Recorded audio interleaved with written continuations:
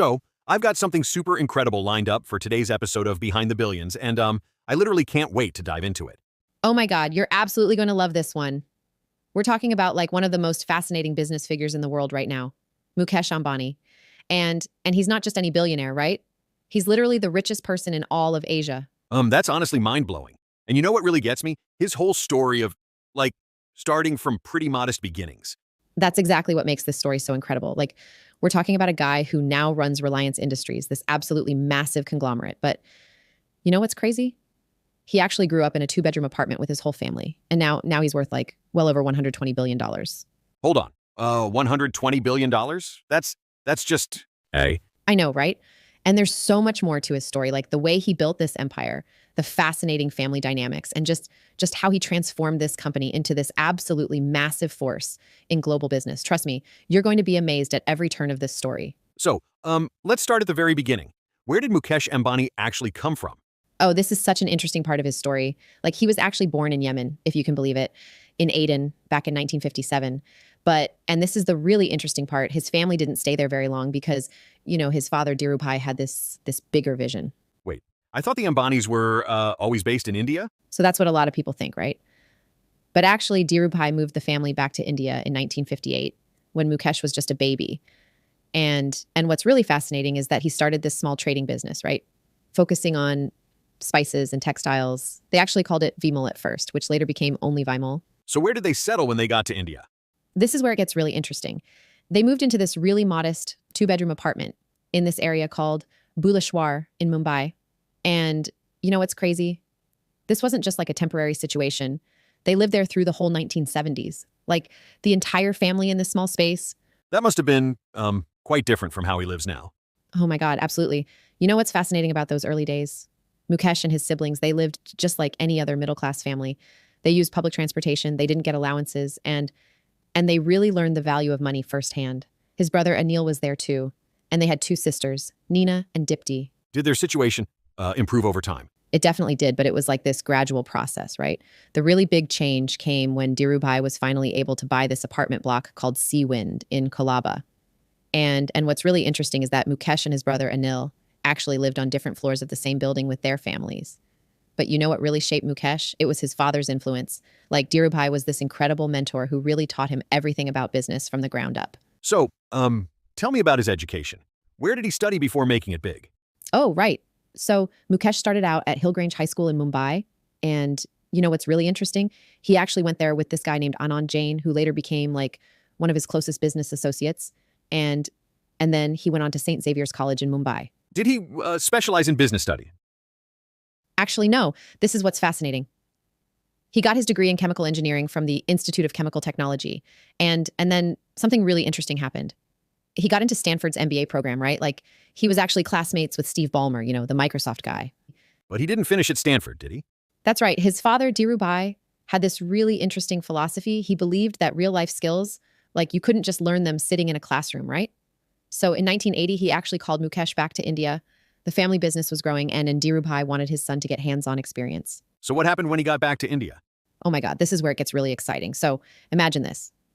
Mukesh was just 24 years old when his father gave him this huge responsibility. Like he put him in charge of constructing the Padalganga petrochemical plant. This wasn't just some small project, right? It was this massive investment in oil refinery and petrochemicals. That's quite a lot of responsibility for someone so young. Exactly. And you know what's really interesting about this period? Mukesh always talks about how two of his professors really shaped his thinking. William Sharp and Manmohan Sharma. He says they're the kind of teachers who taught him to think differently, to think bigger. And that really showed in how he handled that first big project at Padalganga. Like he totally dove right in and proved himself from day one. So, what happened next? How did he actually transform Reliance into what it is today? Oh my God, this is like one of the most incredible business transformations ever. So you know what Mukesh did? He took this already successful company and just completely revolutionized it. The biggest thing, and I mean the absolute biggest thing, was the Jamnagar refinery project. What made that so special? Okay, so get this. Mukesh basically created the world's largest grassroots petroleum refinery in Jamnagar, India. And when I say largest, I mean like mind-blowingly huge. We're talking about a facility that could process like 660,000 barrels per day. That's about 33 million tons every year. And it wasn't just a refinery, right? He integrated it with petrochemicals, power generation, a port, like the whole package. That's quite impressive. But didn't he also branch out into other industries? Oh, absolutely. This is where Mukesh really showed his vision. So in the early 2000s, he set up Reliance Infocom, which later became Reliance Communications. But the really big move came later with Geo. Like in 2014, he announced this massive investment plan. Get this, 1.8 trillion rupees across different businesses. What was his focus with these new ventures? See, this is what makes Mukesh so brilliant. He saw where the future was heading, right? He knew that digital infrastructure was going to be huge in India. So in 2013, he started exploring this collaboration with Bharti Airtel for 4G networks. And you know what's crazy? He basically revolutionized India's entire telecommunications industry. Like, he made high-speed internet accessible to millions of Indians who never had it before. And what about retail? Oh my God, yes. So Reliance Retail became this absolute powerhouse under his leadership. Like, he took this traditional industrial company and transformed it into this massive conglomerate that literally touches every part of Indian consumers' lives. We're talking about everything from groceries to electronics to fashion.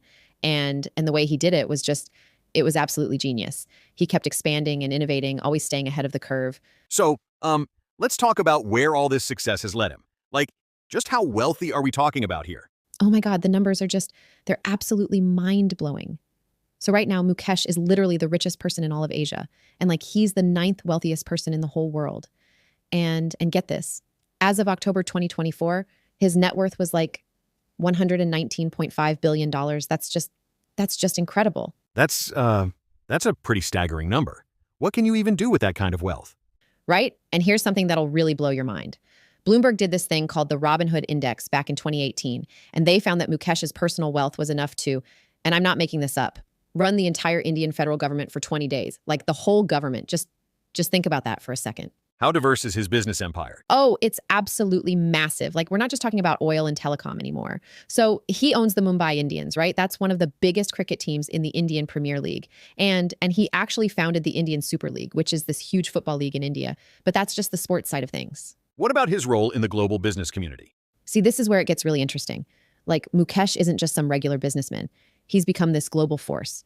He's the only Indian on Forbes' list of the world's most powerful people. And get this, he was actually the first non-American to serve on the board of Bank of America. Like, that's huge. And his influence keeps growing, right? Absolutely. What's really fascinating is how he keeps expanding his empire. Like, outside of North America and Europe, he's literally the wealthiest person in the world. And the way he's positioned Reliance Industries, it's just incredible. He's got this knack for seeing opportunities and just completely transforming entire industries. Every time you think he's done, he comes up with something new and even bigger. So, what about his personal life? I mean, someone this successful must have quite an interesting lifestyle, right? Oh my God, you have no idea. So, like, let me tell you about where he lives first, because it's absolutely incredible. He lives in this place called Antilia, and it's not just any building, right? It's this 27-story private home in Mumbai that was valued at, get this, $1 billion when it was built. $1 billion home? That must be pretty special. It's absolutely insane. Like, they need 600 staff members just to maintain it. And it's got everything you could possibly imagine. 3 helipads, a garage that can hold 160 cars, its own private movie theater, swimming pool, fitness center, just everything. Tell me about his family life. So he's been married to Nita since 1985, and it's actually such a sweet story. His father saw her performing a dance and thought they'd be perfect together. They have 3 kids, twins Akash and Aisha, and their younger son, Anant. And you know what's really interesting? Despite all this wealth, Mukesh is actually known for some pretty modest personal habits. What do you mean by modest habits? Well, here's something that might surprise you. He's actually a strict vegetarian and completely doesn't drink alcohol. And get this, back in 2012, he actually voluntarily gave up like 240 million rupees from his annual salary. He kept his salary capped at 150 million rupees for 4 years straight, even while other executives were getting raises. That's pretty unexpected for someone of his wealth level. Right? And you know what else is fascinating? Even with all this wealth and success, he still maintains these really strong family ties. Like, when his brother Anil was in legal trouble in 2019, Mukesh stepped in and helped him out by paying off his debt to avoid jail time. That's just the kind of person he is. You know what I mean? So, there's been some controversy around Ambani too, right? I mean, with that kind of wealth and power. Oh my goodness. Yes. Like, there's actually quite a bit to unpack here. So one of the biggest controversies, and this is really interesting, happened with something called Reliance Petroleum Limited. The company got hit with this massive fine. Like, we're talking about 950 crore rupees, which is just an enormous amount of money. What exactly did they do to get fined? So basically, what happened was they were accused of manipulating shares, right? Like in 2006, RPL went public at 60 rupees per share. And then and then there was this whole thing where the market crashed by 30% after it had gone up to about 100 rupees. And CB, that's India's market regulator, they found that Reliance had been using agents to make unauthorized profits from trading these shares. Sounds pretty serious. It absolutely was. And what's really interesting is that this isn't even the only controversy. Like in 2014, there was this whole thing where a criminal complaint was filed against him about natural gas pricing from something called the KG Basin. And then there's this fascinating dynamic with his brother Anil. What happened with his brother? So it's actually quite complicated. They had this really public falling out over their father's business empire. Things got so tense that their mother actually had to step in to help divide the business between them. And then more recently, there have been these really serious security concerns. Like in 2021, they found this SUV packed with explosives near his Mumbai skyscraper. And then in 2023, he actually received death threats through email. It's just incredible how much pressure comes with being at that level. You know what I mean? After everything we've discussed today about Mukesh Ambani, what really strikes me is just how much of an impact one person can have on an entire nation's economy. Oh my goodness, yes. And you know what's really fascinating about Ambani? Like when you look at his whole journey, right? He's literally transformed Indian business. Like he took what his father started and just turned it into something completely different, something massive. What do you think his biggest impact has been? So I think, and this is really important, his biggest impact has been showing that an Indian company can actually compete on the global stage, right? Like Reliance isn't just big in India, it's become this global powerhouse. And what's really interesting is how he's constantly pushing into new territories like retail, telecommunications, you know what I mean? And he's still going strong. Exactly. And that's what makes him such a fascinating figure in modern business. Like he's not just sitting back counting his billions. He's constantly innovating, constantly pushing forward. And I think that's really shaped how the world sees Indian business leadership. He's basically become this symbol of India's economic potential. Thanks for taking us through this incredible story on Behind the Billions. And you know what? There's probably so much more to come from Mukesh Ambani. Like knowing him, he's probably already planning his next big move.